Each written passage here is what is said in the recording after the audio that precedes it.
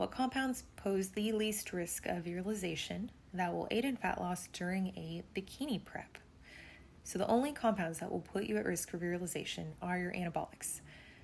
And I know there are people out there who will say that the pathways, yes, they do increase fatty acid uptake and they decrease lipoprotein lipase and the beta-2. And I get it, mechanistically, that's how they work. But when you talk about Anavar that way and you talk about it to individuals who they don't have a lot of background, very quickly, this is how people start to think, oh yeah, Anavar is a fat burner. There's a lot of dispelling that needs to be done on the female side of things. And the big one, the one I get all the time, is how Anavar is a fat burner and when it should be used to facilitate fat loss. And I think we really got to squash that one. It's not a fat burner. Sure.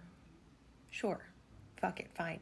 And honestly, this is how we have this overwhelming belief that prep is the time to use anabolics. Yeah, you know what? You have it in 12, 16, 20, 25 weeks. Just have it in 2.5. You're fine. You're good. 5 milligrams. It's okay. You're getting ready for a national show. We gotta work on that because it's a very poor tool for the job and what you're trying to accomplish. It's not the best use of it, and I'm speaking to the context of bikini, but there's carryover to wellness. Before looking to anabolics to add in to help facilitate anti-catabolism, I would really try to lean on those non-androgenic PEDs. So your L-carnitine, metformin, clenbuterol, thyroid hormone, and for sure, have an idea of where your test is, because most people aren't cruising around in the 40s or 50s. That's the outliers.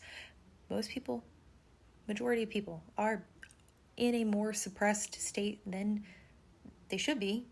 And it doesn't mean you have to be on TRT, but it is something you should be aware of, because if it's something that you plan to continue to do, if you plan to continue to compete in this sport in itself will continue to smash your tests down unless you're going to take extensive time off in between contest preps. And even then, the next time you prep, it's going to likely leave you in the same state.